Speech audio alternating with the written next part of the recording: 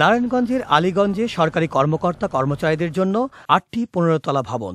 এতে মোট ফ্ল্যাট থাকবে ৬৭২টি। প্রকল্পে আরও রয়েছে মসজিদ, স্কুল, পাম্প হাউস, ২টি খেলার মাঠসহ ৪.৫ একর জায়গা জুড়ে স্টেডিয়াম, নদীর পাড় ধরে ওয়াকওয়ে, ভ্রমণ ব্যবস্থা ও পার্ক। এক কথায় এলাকাটি পরিচিতি পাবে মডেল শহর হিসেবে, যা সহায়ক হবে নগর বিকেন্দ্রীকরণে।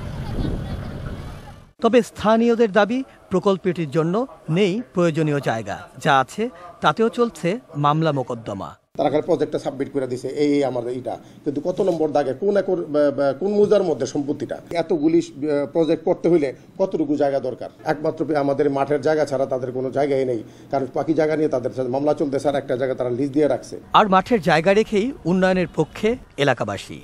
সরকার চাচ্ছে উন্নয়ন, তা আমরা এতে খুশি, কিন্তু মাঠ ধ্বংস হয়ে যাবে, পরিবেশ ধ্বংস হয়ে যাবে, সেখানে উন্নয়নটা কি জরুরি? এই মাঠটা আমরা চাই, এবং মাঠের পরে যা স্থাপনতা সরকার করতে চায় আমাদের কোনো দাবি নেই। এ ব্যাপারে কোনো মন্তব্য করতে নারাজ নারায়ণগঞ্জ জেলা প্রশাসক।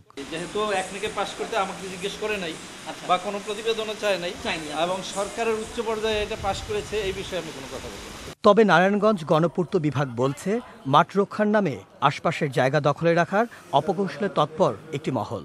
এই পদ্ধতিটা বাস্তবায়নটা খুব জরুরি, কিন্তু যে সকল বাধা দিচ্ছেন তারা অন্য উদ্দেশ্যে এইটা বাধা দিচ্ছেন, কিন্তু খেলাধুলার মাঠে আমরা পর্যাপ্ত ব্যবস্থা রেখে এই প্রকল্পটা বাস্তবায়ন করছি। প্রয়োজনে প্রথমে মাঠের কাজ করেই অন্যান্য স্থাপনা তৈরির কাজ শুরু হবে বলে জানান স্থানীয় সংসদ সদস্য।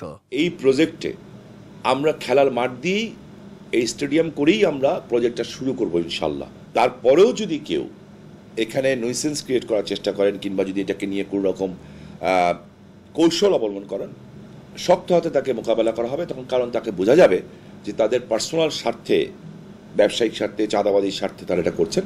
মিরাজ মিজু, ২১ টেলিভিশন, ঢাকা।